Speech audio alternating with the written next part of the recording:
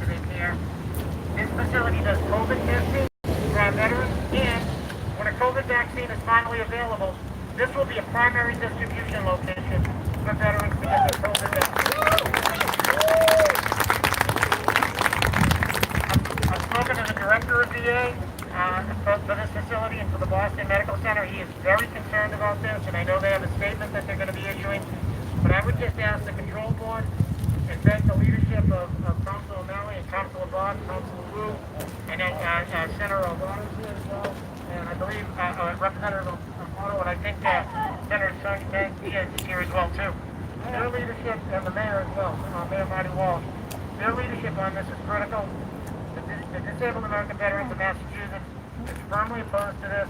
We need to sit back, take another look, and figure out, what are all the considerations that need to be put into this plan, and make sure that no matter what we do, no matter what plan we come out with, the last thing we do is harm the services to those men and women that were brave enough to put the uniform on for this country and serve us. So, thank you for your leadership.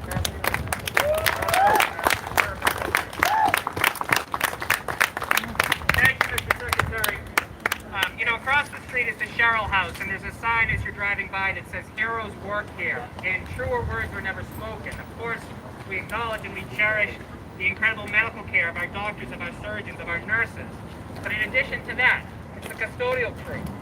It's the folks that work in the kitchen. It's the folks that make the Sherrill House such an incredible, wonderful, thriving place that saves lives. And I know my family has lived through the incredible top-notch level of care that you get there. So I wanted to acknowledge Patrick Stapleton, who's the CEO of the Sherrill House, for being here. They employ 250 workers. Roughly a third of them rely on this stop to come every day in the hardest days of this pandemic. Yes, we recognize that ridership was lighter because of the pandemic, but it's those essential workers who would be the most negatively impacted by these proposed cuts. So we're thankful to Patrick and the incredible team at Sherrill House. Other essential workers that we want to lift up and really acknowledge are the men and women of Local 589, our MBTA employees. And every day during these incredible tough days, during these incredibly tough days, haven't had the opportunity to work from home. You can't drive a trolley or a bus and work from home. They're out there every day making sure that our essential workers are able to be transported around the city. So I'm delighted to invite now to say a couple words the president of Local 589, Jimmy Evers, is with us as well, with many of his brothers and sisters in service.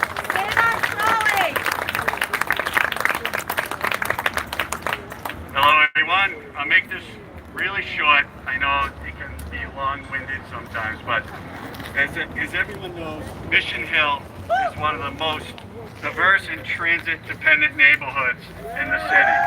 And I just want to say, with all the cuts throughout the city, Local 589 stands behind all of you and opposes all these cuts.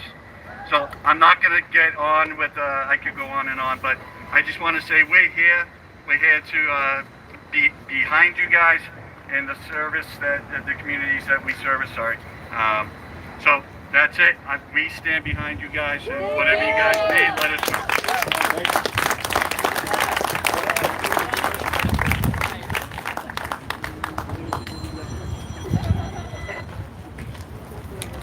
As Congresswoman Presley told me, it's always important to be brief and be seated. So that was probably the highlight of the speech today. Joining us next, we'll have a couple more speakers, but many of us know our incredible state representative, Representative Nika Elagardo. She couldn't be with us in body today, but she is certainly with us in spirit, and she has a statement that her colleague Mike Leva is going to read on behalf of Councilor Elagardo. So Mike, would you please join us?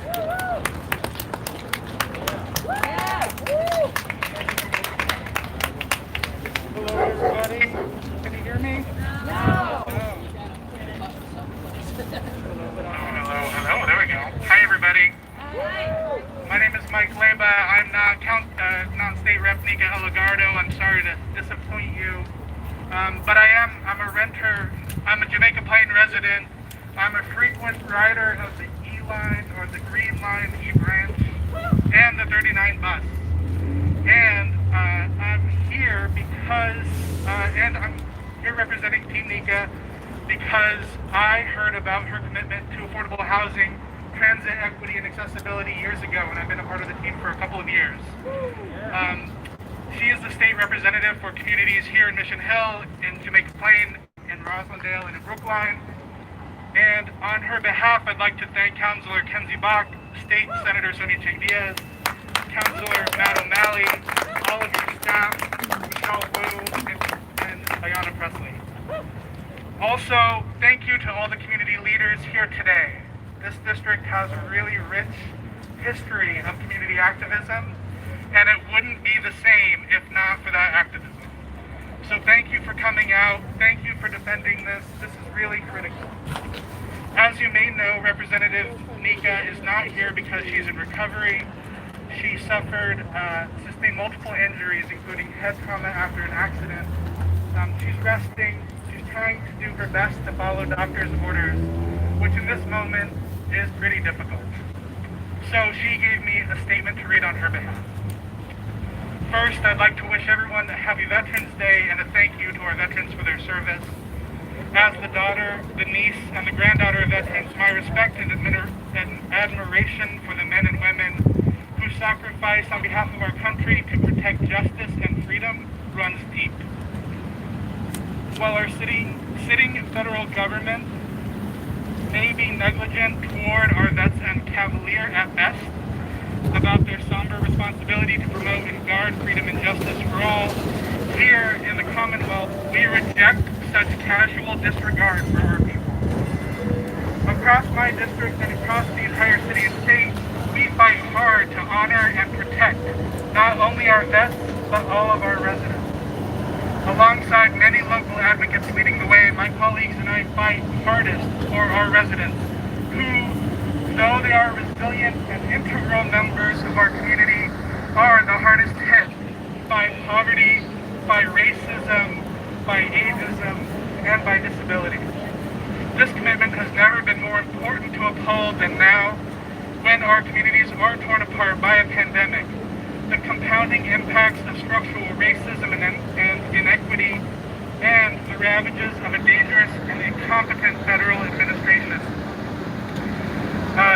My reason for our gathering here today, as you've heard, is the threat of cuts to MBTA service announced in a Boston Globe article earlier this week.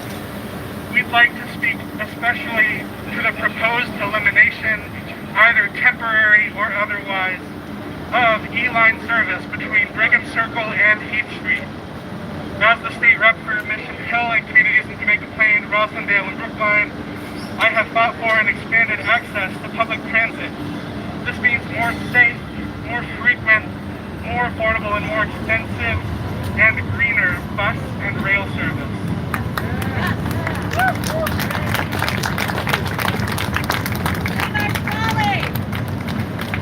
Our district's goals include improving the safety and maintenance from Brigham Circle through Heath Street, redeveloping this station and intersection, and extending the E-line from Heath Street to Cannery Square.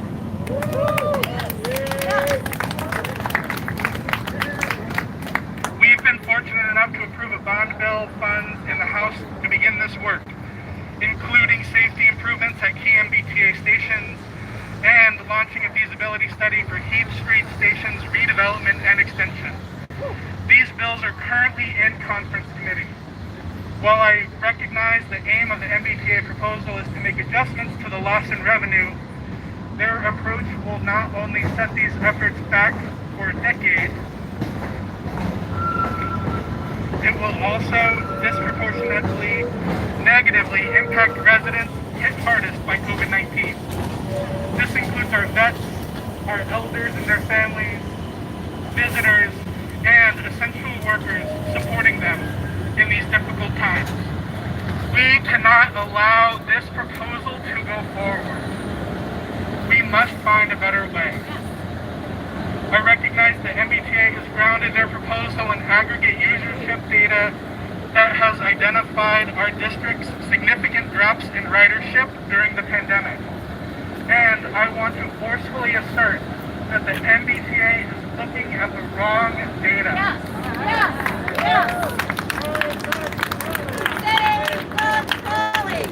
Save the trolley! Save the trolley! Save the trolley!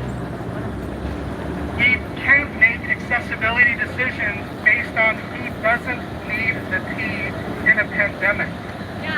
We must base them on who does. The end of the E line is home to the VA hospital, half a dozen nursing homes and residences for the elderly and disabled, and to 100 South Huntington, a towering residence full of elder and disabled advocates who helped me lead on transit equity and accessibility issues on display literally just outside their doorstep. Our district is home to countless essential workers in the medical community and beyond. It was already difficult for our elderly and disabled to get access to Heat Street because it is poorly maintained, unsafe for wheelchairs and strollers, and needs to extend further into Jamaica Plain to connect more adequately to our local thoroughfares. COVID has exacerbated this. We cannot make it even more difficult for them and essential workers and families that visit and care for them. We must and will find a way to fund, protect, and improve on services relied upon by our most vulnerable.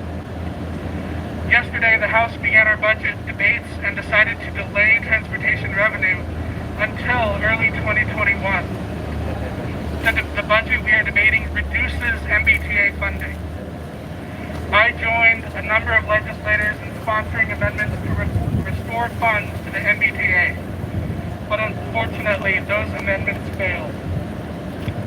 The reasons included the failure of the Senate to support the House on transportation revenue package we already passed this spring, and the failure of the federal government to provide for COVID relief to states and municipalities, including funds to fill in the transit revenue shortfalls due to the pandemic.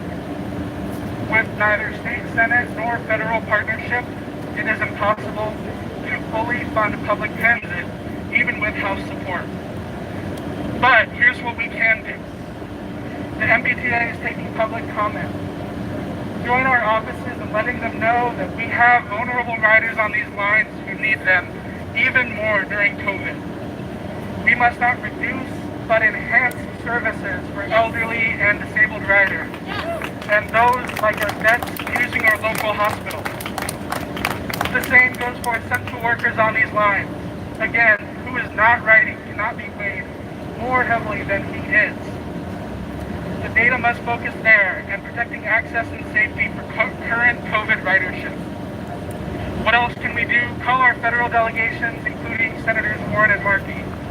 Make sure they know the next federal package must come before the end of the year and must include funds for transportation and transit infrastructure.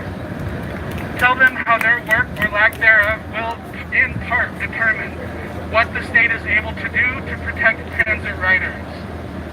Finally, the United States Senate has two outstanding races in Georgia.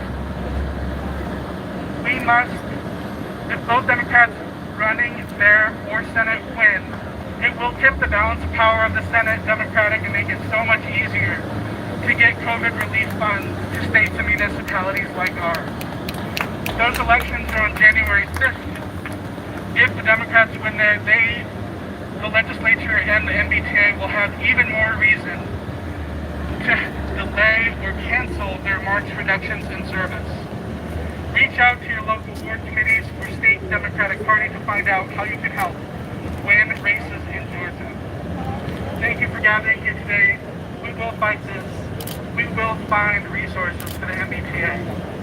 We will hold them accountable to the just appropriation of the limited resources they currently steward. We will not accept the casting aside of our transit-using residents because the numbers of riders has decreased during COVID. Together we will find a better way. Thank you.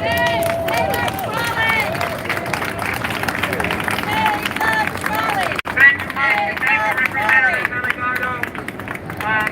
So, ladies and gentlemen, we have a couple more speakers. I'm now going to turn over the MC duties to my partner on the City Council, my partner representing the back of the hill in Mission Hill. She is a freshman on the body, but she has been a remarkable leader over these last exceptionally difficult 11 months. And she really is the quarterback of convening all of us today. So please join me in welcoming Councilor Kenzie Bach.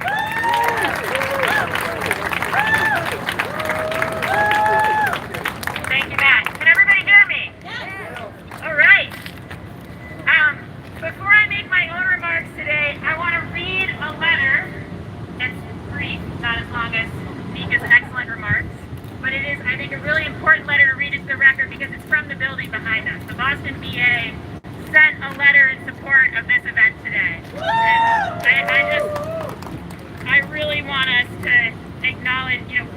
support of our veterans today, and our veterans need it. And what the VA has written to say is the proposed cut of the Green Line to Heath Street will impede veterans' access to the Jamaica Plain facility. Our facilities had over 1,200 visits per day prior to the COVID-19 pandemic. Currently, during the time of COVID-19, we are still seeing more than 700 face-to-face appointments a day for various services, including COVID-19 testing. Many of the veterans who we serve at VA Boston Healthcare System rely on the MBTA for transportation to their appointments in a timely fashion, especially veterans who cannot safely drive themselves. Likewise, our dedicated employees depend on public transportation to get to and from work. We will continue to work with our partners in the Commonwealth of Massachusetts and the City of Boston to ensure that veterans and our staff have a safe and dependable way to get to all the facilities within VA Boston Healthcare System. Sincerely, Vincent Ziga, Medical Center Director of the VA Boston Healthcare System. So I just want to say today, I think that I've been thinking a lot. I used to take this train line out myself to visit my grandfather, who was a veteran who stayed in Sherrill House. Patrick Stapleton's been acknowledged. He's here. Sherrill House is a critical rehab facility and also a facility for people with Alzheimer's and dementia. And that was something my grandfather suffered from for several years. And I visited him, and I got to know those essential workers who do that work and who take the tea every day.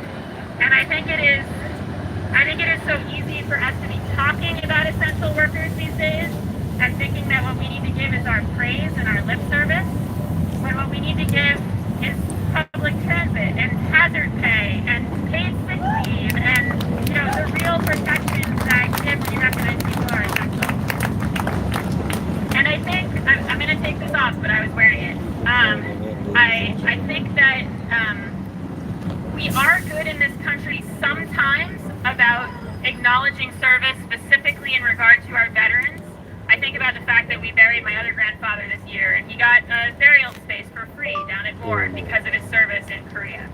Well, that same spirit that gives that free burial place, that acknowledges the fact of that service to our nation, needs to extend to things like public transit for the people who have sacrificed for our nation. And then, again, back to those essential workers, for people who sacrifice every day for all of us. I think that what the T is proposing today is nothing less than a death spiral. It will create a situation in which there isn't service, people can't rely on it, then you're going and taking a car instead. It will lead to higher asthma rates in our communities.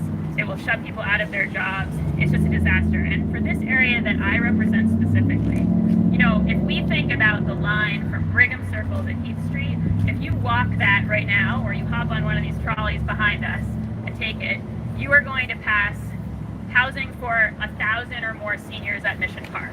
You're going to pass significant low-income housing at Back of the Hill Apartments. You're going to pass 100 Huntington. We've got some folks who have mobility challenges who live there who rely on this line.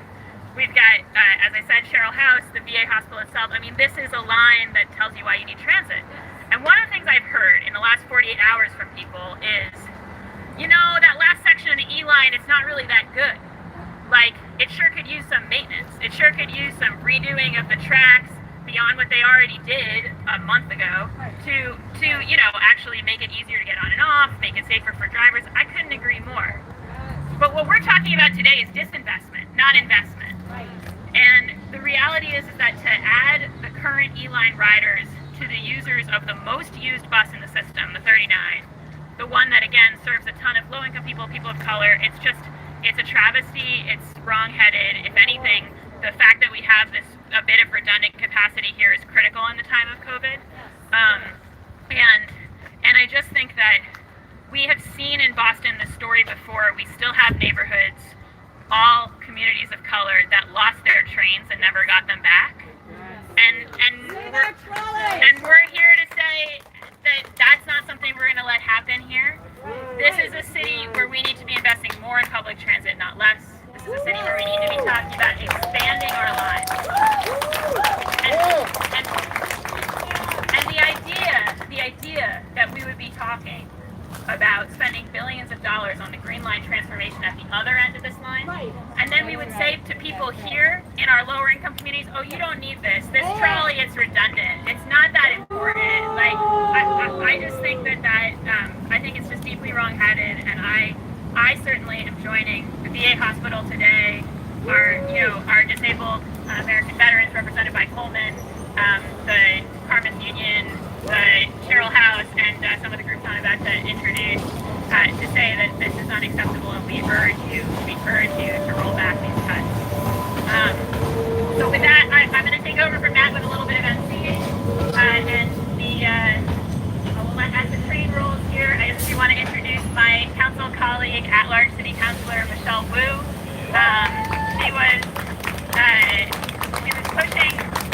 She's been pushing for freeing the T and for greater investment in the T since before this current crisis, and her work has only become more critical in this crisis.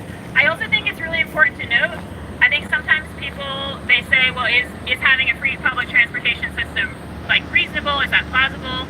Actually, like, you're seeing the disaster right now. The reason we've got a budget hole is because the state doesn't support this like a public resource, right? It supports it like a user fee-based resource.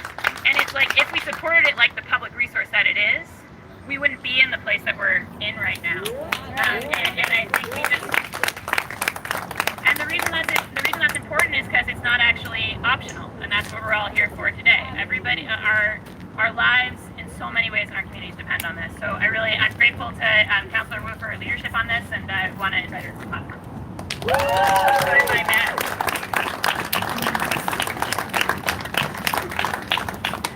Hi all. Public transportation is a public good. It should be reliable. It should be accessible. It should be free. And so we are standing here today thanks to our amazing colleagues in government, our essential workers who carry all of our essential workers back and forth, and these amazing residents and activists here to say we have had enough of the Baker administration's treatment of public transit and the MBTA. I want to be clear what is happening here. This is a short-sighted move to do the exact thing that would undercut and undermine and harm our economic recovery, as our small businesses up and down this stretch desperately need people to be able to come in, desperately need their workers to get there. This is a dangerous move that would crowd people together with less service, less options during a pandemic when we most need to space apart.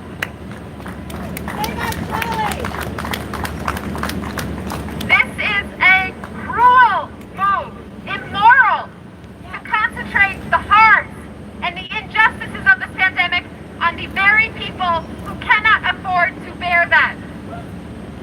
Communities who live along the stretch that our colleagues here represent. The veterans who are staying at the New England Center and Home for Veterans near Government Center, who are experiencing homelessness, for whom this is the only way to get to health care, this very trolley. It is unacceptable that we are having to rally yet again for a shameless move by the Baker administration to privatize our public resource.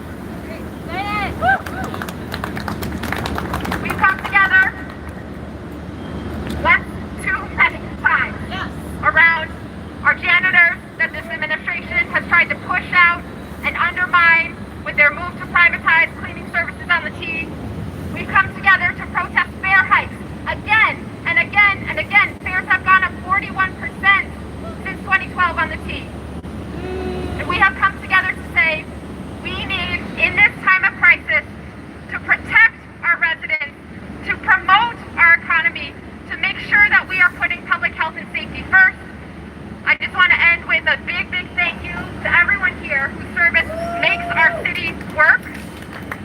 And a final shout out, I see the signs, and I know we're here on this side, but Save the Mission Hill Link. The MBTA is also planning on cutting funding this March to the Mission Hill Link of cleaners in the neighborhood. So lots of advocacy necessary here today. So much for coming out.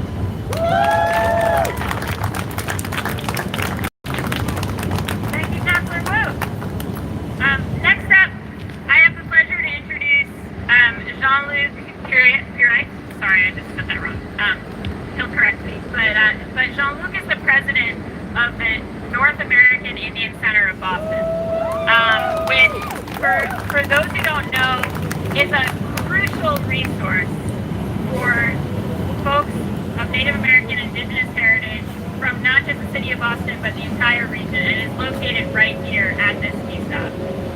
And these are folks who use this line to get to use those services. There is also, as he'll tell you, a strong overlap between the Native community and the veteran community. And I just think it's really important today, again, for us to make visible who it is who is hit by cuts like this. And I'm so proud of the work that the North American Indian Center of Boston does. And Jean-Luc Purite is here with some other members of the organization, and I'm pleased to give him the floor.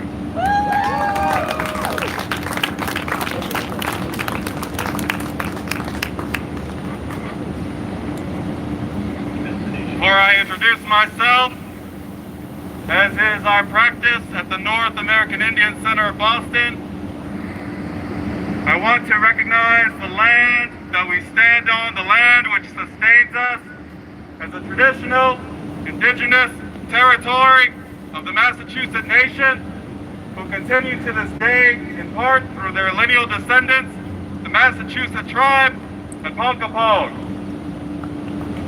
My name, thank you. My name is Jean-Luc Purite. I'm originally from New Orleans.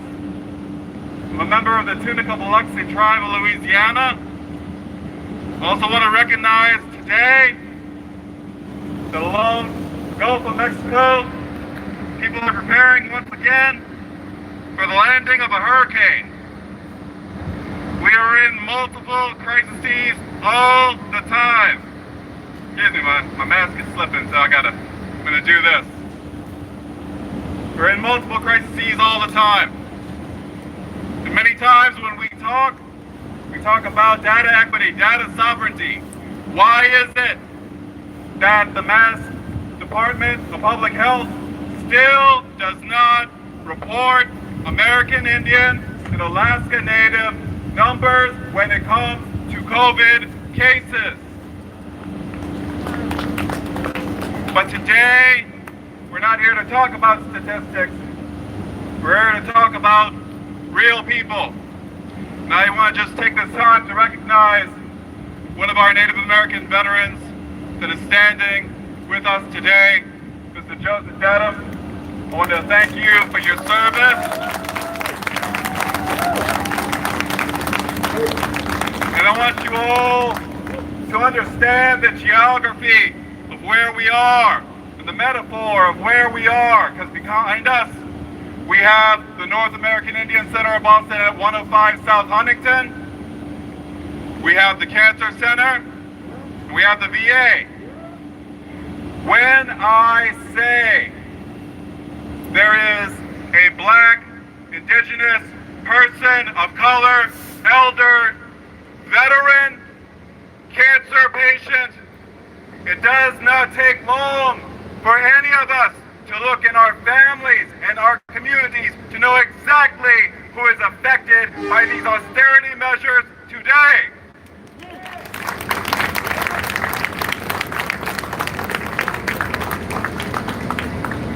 And so I just want to take the time to also recognize the space on the calendar.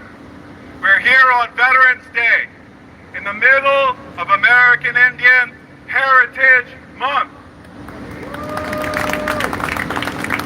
But there's one thing that this country, this United States of America, and the Commonwealth of Massachusetts excels at, and it is to tokenize our communities.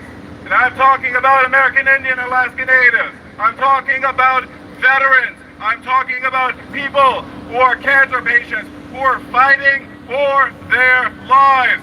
We have been at war in each circumstance, and it is not enough to have a day or a week or a month where we thank and say, oh, thank you for your service. Thank you for all that you do. Thank you for being here. That is not enough.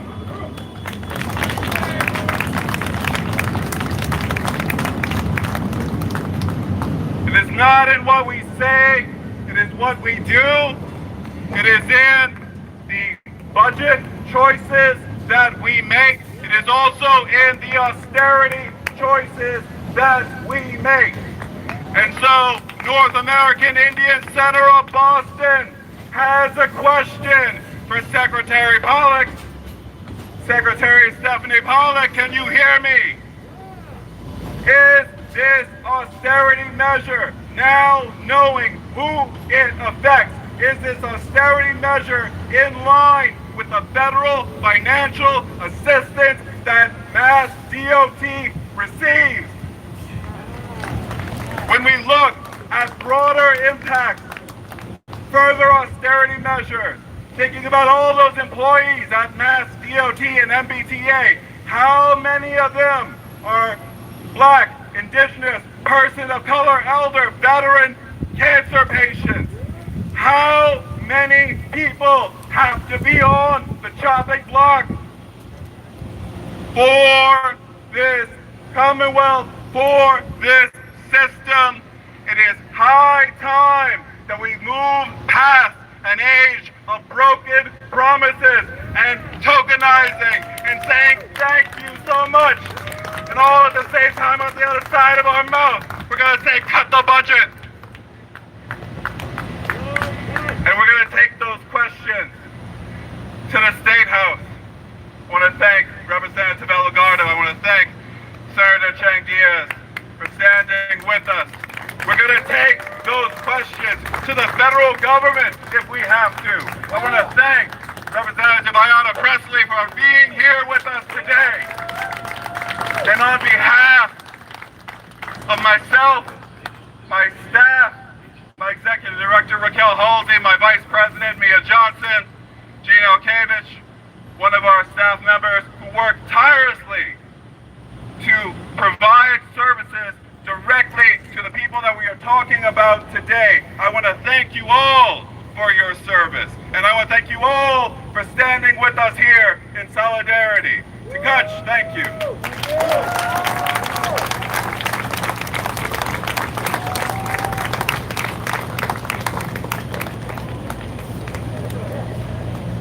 Thank you, Jean-Luc. Next, it is my pleasure to introduce the City of Boston Chief of Streets, Chris Osgood.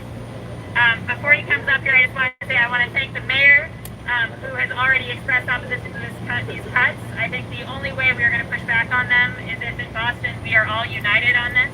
And I appreciate the strong stand the mayor's administration has taken against it. I know we've got Shanice Pimentel here from the mayor's office of neighborhood services.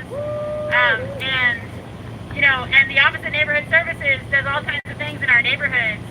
But being able to count on transit infrastructure, I mean, that's just the base layer of our neighborhoods. That's just, that's something that as a city, we can't do any of our normal operations without it. And I want to say that in my time as a counselor, I've only been here for 11 months, but what I have found again and again is that when I bring my transit-related issues to the Boston Transportation Department, that they are so ready to work with the team around this corridor, around making the experience better for all of our users, for our key riders, for our bus riders, for our bicyclists, for our pedestrians. And I think that, there are times when that partnership is really strong. And then there are times like this where, as partners at a city level, we have to call our regional agency partners to account. And I really appreciate having in that fight for all the work that he does every day. Chris Osgood, Chief of Streets for the City of Boston. Good afternoon, everyone. Great to see all of our elected officials, our community leaders, our veterans, all of you. Thank you so much for being here. Thank you for your advocacy. As Councilor Buck said, I'm Chris Osgood. I have the honor of serving as mayor of Chief of Streets. And on behalf of the mayor and on behalf of the City of Boston, I want you to know that we stand with you. That we stand against the proposed cut of the E-Line service to East Street. High quality, high frequency transit is essential. It is an essential way that we get workers to the VA hospital, patients to the VA hospital during the course of this public health pandemic. It's high quality, high frequency transit service That's going to be essential for all of our residents across our entire region, particularly our lowest income residents, as we transition from a public health crisis into recovery to make sure that we are all accessing the opportunities and contributing to the opportunities of our region.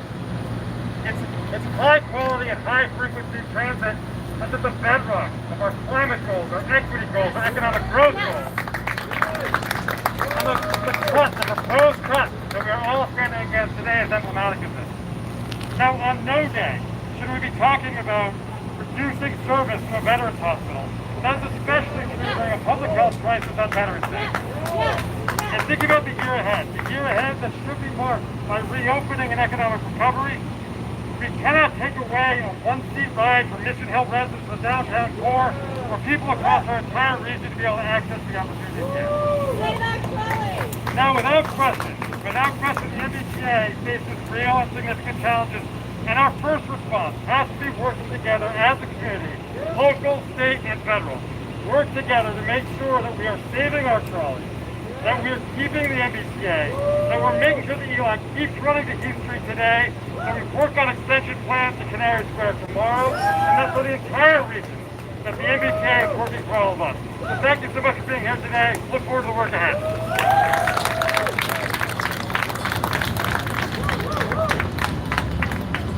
Thank you, Chief Austin. All right, next up, we've got two more speakers, and the penultimate one is Senator Sonia Chang Diaz. She needs no introduction. She represents this area.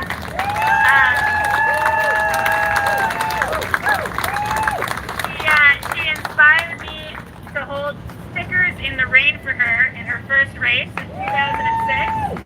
And so she's somebody I've been looking up to in public service ever since, and I think that she is, well, you'll all hear from her. She brings a heart to this work that we really value here at Mission Hill.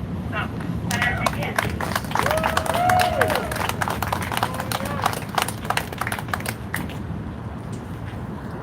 You guys hear me? I got it. All right. It's good to have a bullhorn back in my hand. So, I saw two signs as I was walking up to this location. I saw one outside the Sherrill House. It said, "Heroes work here." Heroes work here. Heroes work all up and down this block. Heroes work here. Heroes seek help here. And we know how hard it is for those who have lived a life of service and heroism to seek out that help. And what a moral travesty it is for us to make it harder, to put up more barriers when those heroes are seeking out our help. The second sign that I saw as I was walking here, and this is a little bit more in your face, but I bet it was on a car. Somebody who's standing here today, you'll shout out if this is your car, said "Tax the Rich." And I'm going to tell you guys some truth.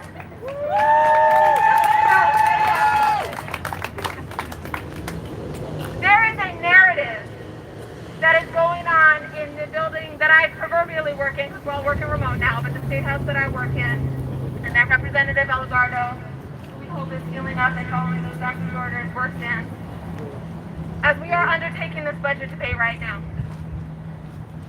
And the narrative is this: there's a $3.5 billion hole in the state budget relative to the revenue that we thought was going to be coming in this year because of the downward spike in tax revenues because of the pandemic, right? This is a narrative you guys are all more or less familiar with, even if you don't know the exact numbers.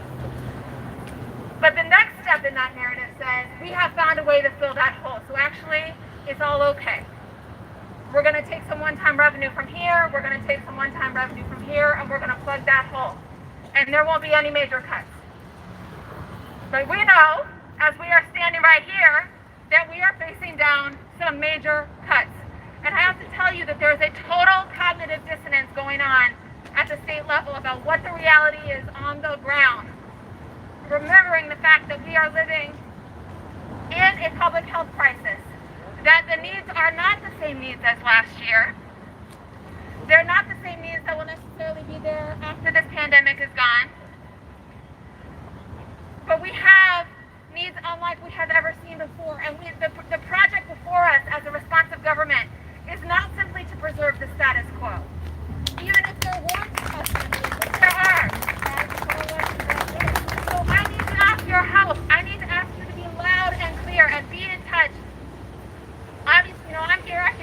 know, and Nika is here in spirit and she knows, but to be in touch with your other state leaders, with the governor, let him know, first of all, we are not buying that bill of goods, that cuts are not happening.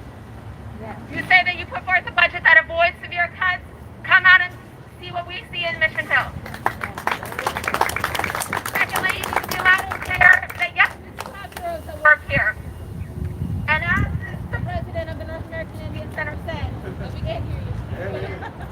As you heard, I don't know what's going on. We might have killed the battery in this thing, guys. That's how much good of a speaking program we have. Speak right into it. Batteries does it take? Or I don't know.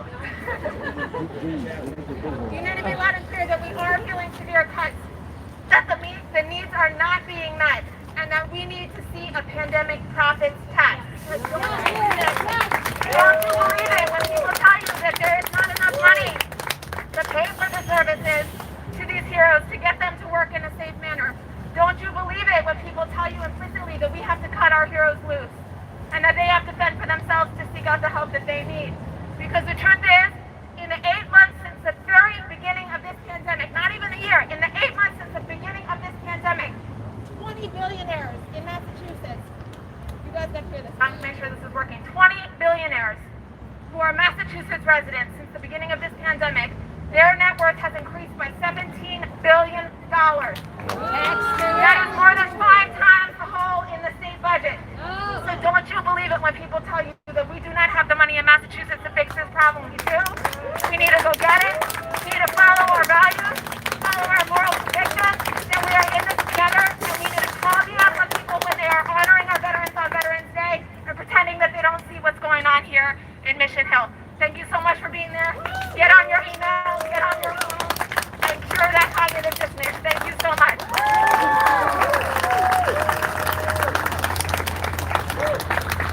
Alright, testing.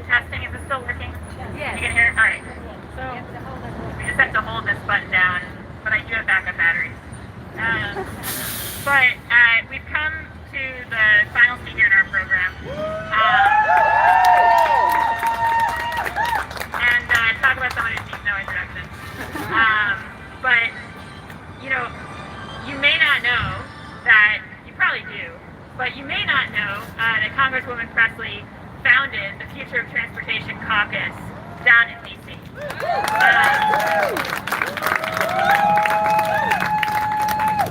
And I think that's emblematic of how she's bringing the problems we're talking about today all the way to D.C. And there is no question that we are going to need federal funds to support our vital transportation systems in this country, including the MBTA. There is no question, and we hope with President-elect Biden that we're going to get this. But the thing that's been giving me hope in this crisis, even before that, because it's strange to be a local official in a pandemic like this and find that you don't have a partner in the federal government on so many fronts. It's strange and it's hard. But even all through that, I've always known that we have a champion fighting for us in Washington. And that champion is Diana Presley, the one and only, and we're so glad to have her here with us today.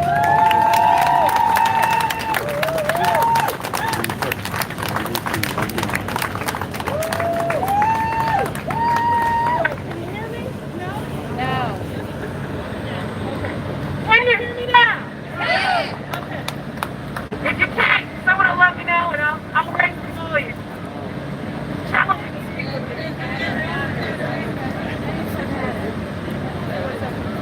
Congresswoman Diana Presley, ladies and gentlemen. No? I think our almost complete. Can you guys give it up for Kenzie bringing to your batteries?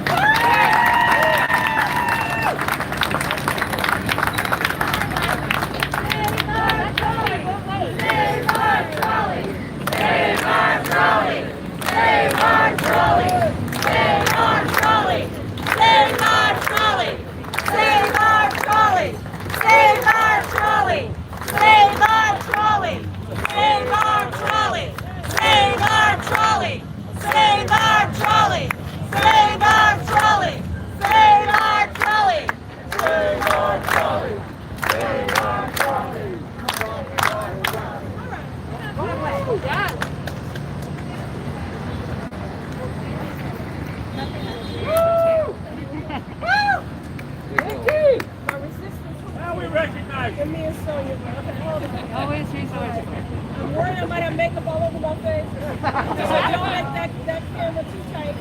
Okay. All right. Is that better?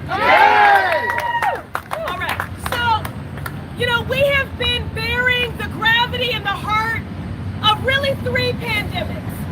The coronavirus, the economic hardship that it has wrought, resulting in unprecedented food insecurity, unprecedented unemployment, many families on the precipice of eviction, and then the 3rd pandemic. The only thing that the coronavirus could not kill, racial injustice. And the confluence of these 3 things, and in the midst of this unprecedented hurt, and the failure of this federal administration, this GOP-led Senate carrying the water for that administration, failing to provide comprehensive relief to mitigate your hurt, to meet the scale and scope of this crisis. What you all have done through collective care and mutual aid, you have stood in the gap. These municipal leaders have stood in the gap. These state leaders have stood in the gap. The federal government has failed you, and your state government is failing you right now. Governor Baker, against the backdrop of this national reckoning on racial injustice, I'm going to ask everyone to spare me your allyship in the form of hashtags and tweets. Because the only thing that matters, if you really believe that Black Lives Matter, recognize that even before COVID, the average Black Boston rider was riding an additional 64 hours a year, riding longer, waiting longer, transferring longer. What did that mean? That they were delayed in getting to a healthcare appointment, to getting to their job, to getting to school, to visit a shut-in loved one. This is a racial justice issue. So if you really believe that Black Lives Matter, if you care about those communities that have been all communities, but those disproportionately impacted by this pandemic because of the comorbidities of structural racism. This is one of the most unequal districts in the country, and that is not naturally occurring. That is because of a lack of political will and courage. It is because of legislated hurt and harm. It is because of divestment. It is because of underinvestment. It is because of short-sighted, draconian, discriminatory policies. Transit justice is a racial justice issue.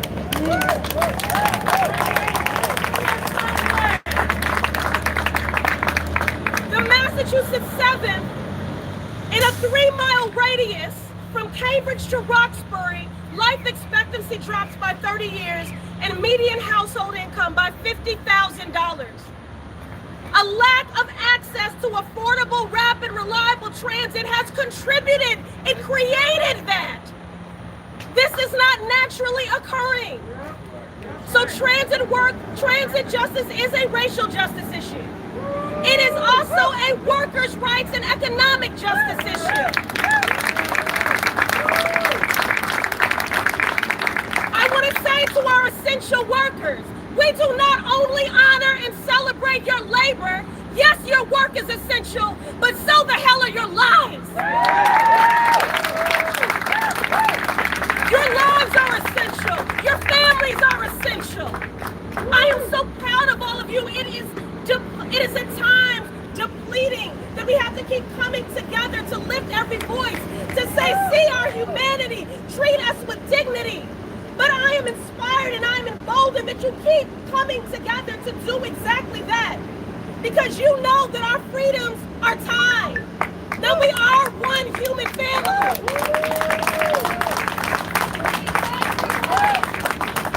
So transit justice is a racial justice issue. It is a workers' rights issue. It is an economic justice issue. It is a healthcare justice issue. It is a climate justice issue. This is a matter of justice that is worth fighting for.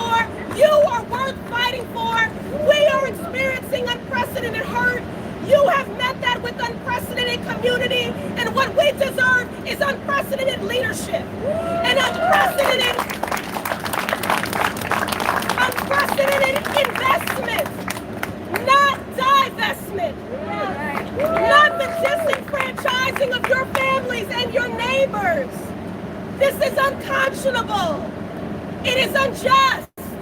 And we know that when services are cut, they are rarely, if ever, restored.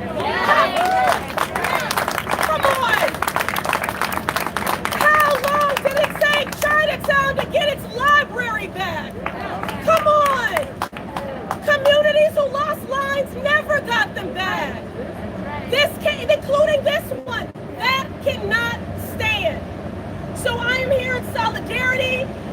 Councillor Bach was mentioning that I've created this Future of Transportation Caucus, which centers equity, accessibility, sustainability, and connectivity. Those are the types of federal investments we need to make. Senator Markey and I have introduced the Freedom to Move Act, which will incentivize states and municipalities to close transit gaps. But I'm here in solidarity with all of you, with all of my dedicated and passionate and eloquent colleagues, and just know that we got your back. And this will not stand, because this is a matter of justice, and you are worth fighting for.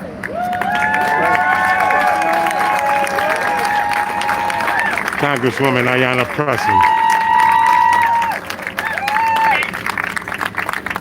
It's pretty amazing to have a congresswoman whose words are literally amplified by justice. Thank you all for being here today. We don't want this event to end without everybody here knowing that there is work to do. We are having this event 48 hours after the announcement of these disastrous cuts. We are now in a public comment period. We need everybody to be entering those public comments. That means you as an individual, you as a worker. It also means, that if you're part of an organization, that's why it's so important. The VA hospital is going to be communicating with the state about this. We've got Cheryl House, like we said, we've got all these institutions, and I'm so grateful today for everybody who came out. We can give one more round of applause for my colleague, Councillor O'Malley, for my colleague, Councillor Wu, for Representative Algordo, who we all wish well, for Senator Chang Diaz, and of course for Congresswoman Presley, for the Chief of Streets, Chris Hopkins, on behalf of the Mayor. We're here. We're grateful to Pullman for coming and representing the veterans. We're here on Veterans Land today. We're grateful to Jimmy for coming for the Carmen. We're here on MBTA land today. And really grateful to Jean-Luc for coming and representing the North American Indian community, because we're here on their land today too. So there was a clipboard going around. If you haven't signed up, follow the social media. We need everybody to be involved in this. And you know what? If we have to organize and be in person again and again, we will do it. But this community cannot afford the loss of this line. This whole region cannot afford these cuts.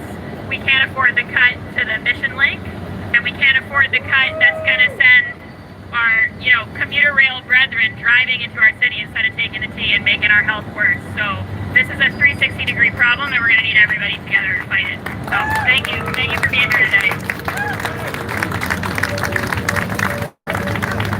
What's up, ladies and gentlemen? It's the Resistance. MBTA, they're cutting services, ladies and gentlemen. As you just heard, they're cutting services. They're restricting lines to 9 p.m. at night. No services on the weekends on certain lines. They also cut 25. They will be cutting 25 routes, ladies and gentlemen. 25 routes will be cut. How you doing, ma'am? How you doing? Any words on how this affects you personally? I wrote my sign how it affects me personally. My only car is a Green Line car. Yeah. Right. So you travel every day, use the Green Line to travel every day? And not currently every day, actually. But majority of the time, right? Because of the pandemic, I'm traveling less, but on a normal time, this is how I get around. Okay. And are there a lot of people in your community that are complaining about this as well? Oh, yeah. Yeah, I live just a couple of blocks from the Green Line here. And, Okay. I think just it's so important to be able to live without a car and to be able to get around. Right. And How long have you lived in the community? Actually, just a year and a half. Previously, Okay. I lived over by Mass Welcome. Ave. A just short distance. I moved. One of my factors in moving was to make sure I was close to rapid transit because I'm self-employed and I need to go to different meetings throughout the week. Right. And although most of my meetings are postponed because of the pandemic, as in typical times, I actually chose to move close to the Heath Street station so that I could get around to different meetings every day. Okay. Yeah. Okay. Yeah, so very Well, thank you important. for that input. Yeah. Hope we get the services Yeah. don't stop. They plan to do it by spring, right? Actually, I'm not sure. Yeah, I think I read earlier that they're planning to do all the cuts by next spring. Yeah. They also cut 25 additional bus routes as That's well. terrible, The commuter line will be shut down after 9 p.m. during the weeknights, and no service at all on the weekends. They're trying to say, and that'll affect a lot of people who live out of town that come see their family. You know. I've lived on bus lines too, and that can be so frustrating. Right. And of course, I made my sign about my own situation, but like thinking about the needs of the VA hospital, the workers, the cancer center. I made the sign just to speak to my own situation, but really come down thinking about everybody else's situation. Okay. Well, I thank you for answering those questions. Certainly. Appreciate you. You have a nice day. Thanks, you too. Okay. Community member, ladies and gentlemen, speaking her words of how she felt against them cutting the green line.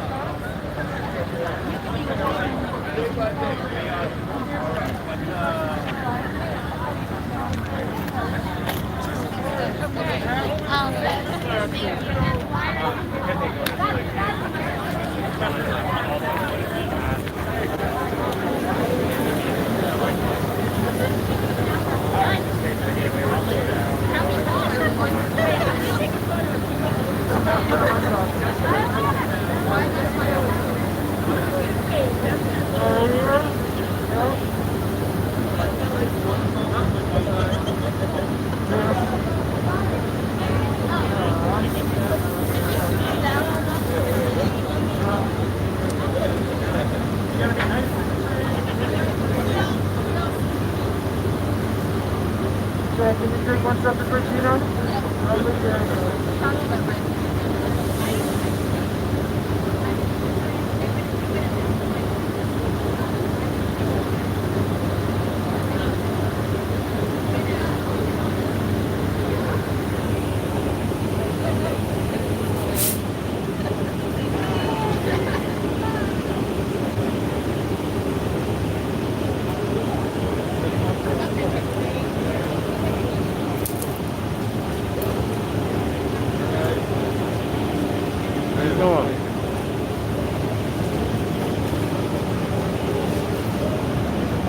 First of all, shout out to the natives. How you doing? Yeah, thank you. Hey, what do you think is going to turn out by next spring with all this?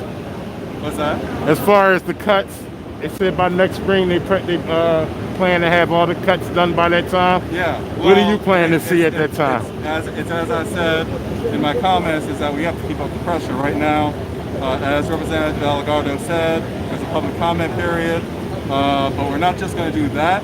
We're going to rely on Representative Delgado, Senator Chang Diaz, push these questions forward in the State House, lean on Representative Ayanna Pressley to take those questions to the federal government. Right. Because Mass DOT, MBTA, they receive federal financial assistance. And so when we are saying that we are in this intersection where we're affecting American Indian, and that is inclusive of black people who are American Indian as well, veterans, cancer patients, people who are fighting for their lives day to day, when we're having those impacted communities, is this cut in line with the federal financial assistance that Mass DOT gets? I don't think so.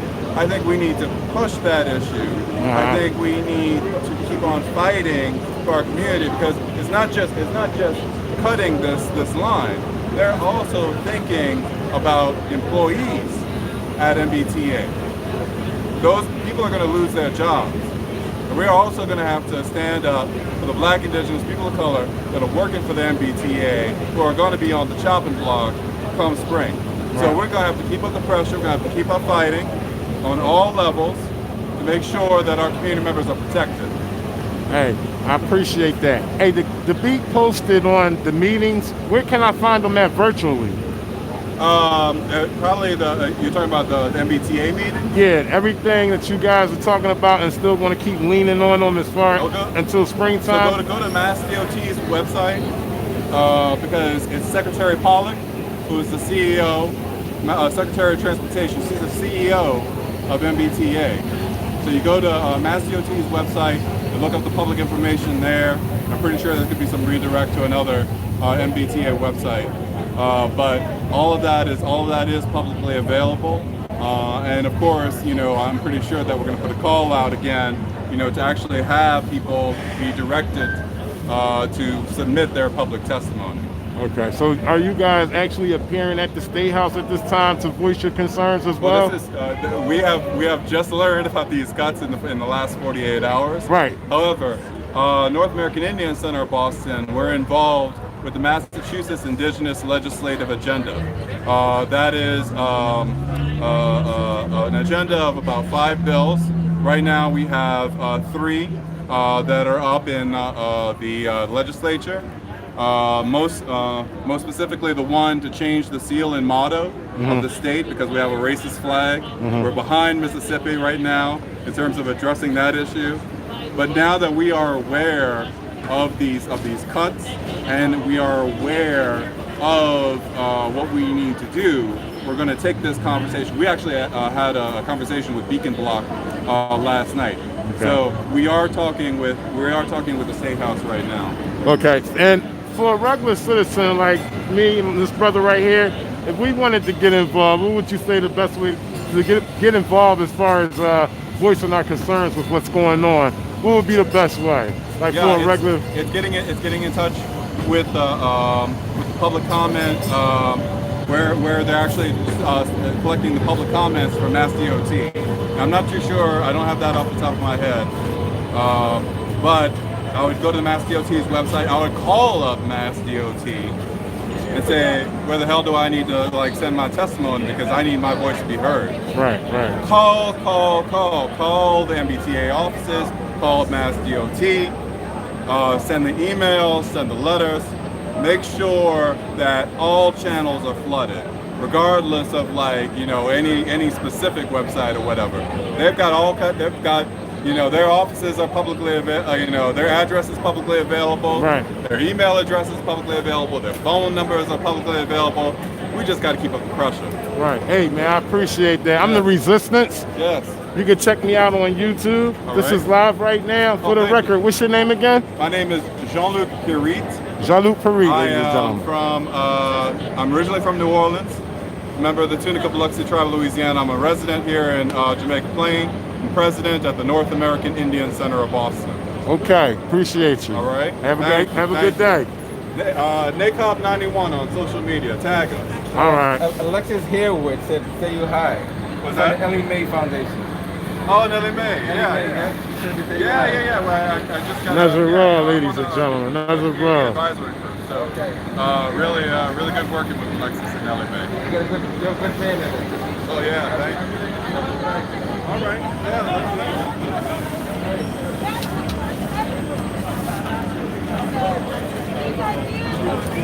This is the house. What's up, y'all? If you guys watch YouTube, I'm pretty sure if you've seen this channel, you watch YouTube. This is the Resistance right here. What's going on? All around. That's raw. What's up, bro? How you been? I ain't seen you in a while, I've been around, man. Been busy. I hear you. I hear you. But you out here for the important things, though.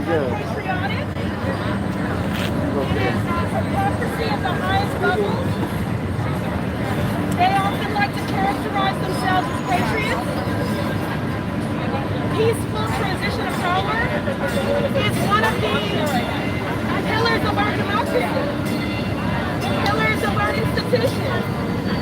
And so it is predictable, it is not surprising that there are 2 things, or 3 things, that will never change.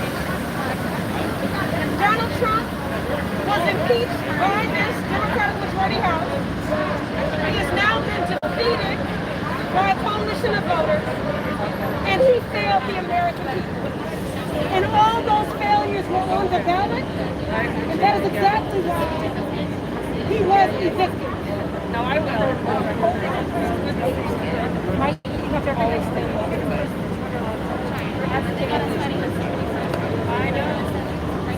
So what I've been advocating for is that in the same way that we recognize that our nursing homes and our veterans homes, we're going to be predisposed to the coronavirus thriving because they are congregate living. The same is true for our correctional facilities, for our county jails, and for our prisons. They are overcrowded because of mass incarceration. And so we predicted in March, that's when I started my cries with impacted families who were worried for their loved ones, with advocates, and some of my colleagues in the State House, to make sure that we were investing in testing behind the walls, access to PPE. But again, because of overcrowding, we now see surges happening in our county jails and in our prison system. And I don't think incarceration should be a death sentence. These prisons are petri dishes for the virus to thrive. They're not hospitals. And so we should be decarcerating, following the example of New Jersey. Those that are elderly, which is 10% of the population incarcerated, those with underlying conditions, most of whom are incarcerated at MCI Norfolk, those that are pregnant, and pre-trial detainees who have been convicted of no crime, but are incarcerated simply because they couldn't afford bail. So they should be released to home confinement or other alternatives, following the lead of states like New Jersey and I believe California, who have safely done this. Again, these are incarcerated men and women who pose no risk to society, whose families and children I represent. 1 in 4 children in the Massachusetts Southern has an incarcerated parent. So these are not nameless, faceless individuals. These are people that are members of families and members of communities. And it is a human rights issue, it is a public health issue, and it is also a racial justice issue. And I ask a question, guys. I don't know what last. I mean, I think we talked to you since she was that's going to be a big deal. I mean, not just for the nation, what a day, right? What a time. Against the backdrop of a national reckoning on racial injustice, the centennial of the 19th Amendment, where black women were allies in that fight, but were not extended the same grace and access to the ballot until 55 years ago. To have the first child of immigrants, the first black, the first AAPI, the first historically black college universities, vice president for our country is powerful, in many ways surreal, but I think it honors the labor of the black women who came before her and the role that black women have played on the ballot, but at the ballot box as the most reliably voting constituency for the Democratic Party. So I feel proud, I feel hopeful, and I believe that her lived experiences will directly shape and inform the policies that come out of this administration. And that's what I'm most excited and looking forward to. Thank you. Thanks so much, guys.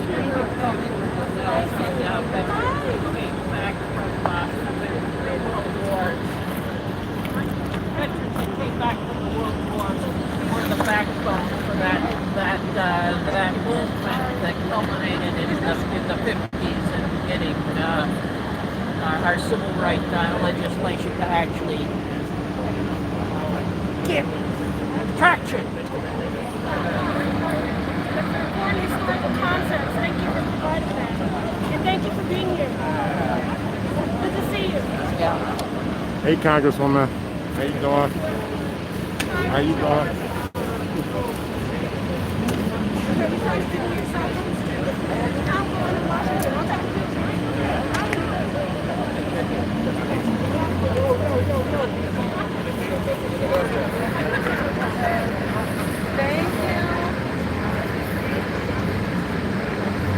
There should be a link for every neighborhood. That's right.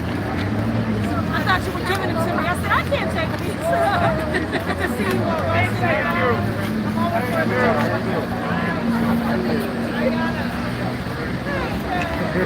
She ain't speaking to me. I spoke to her twice. She ain't saying nothing to me. What are you?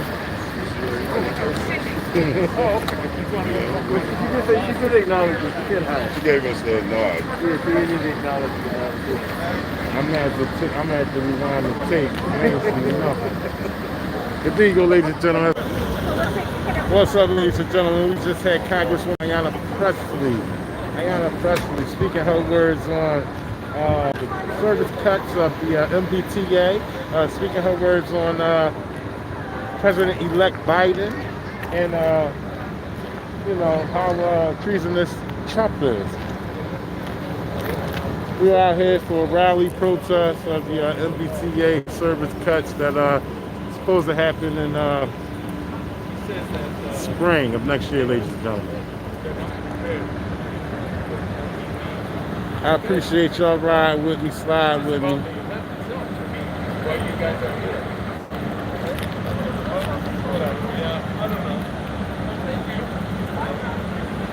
It's the resistance. I'm everywhere in public. What's going on over here?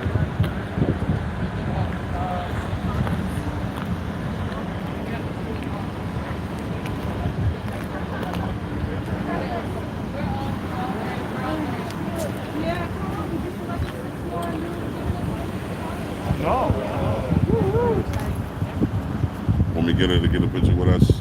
Talk to us. I got a couple times. I got a couple times previously. We spoke.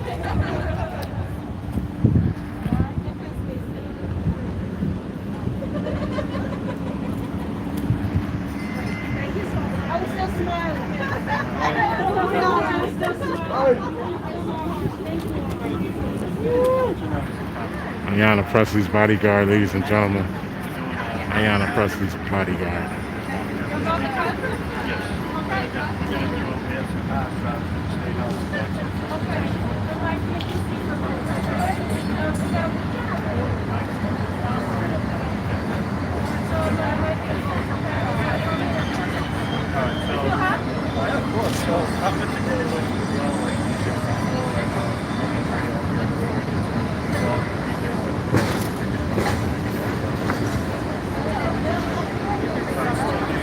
Shout outs to Robert Brown.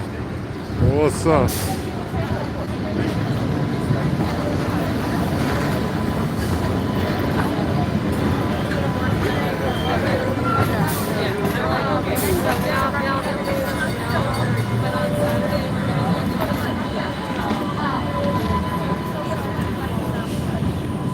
I might as well get it.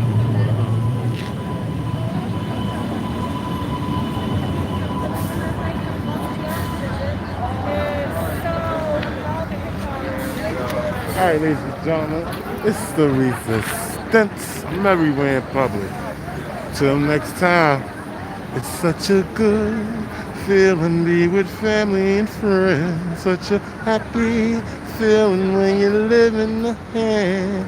You wake up ready to say, hey, I think I'll make a snappy new day. It's just a good feeling, a very good feeling. A feeling to know that I'll be back when the day is new, and I'll have more ideas for you, and you'll have things you'll want to talk about. I will too.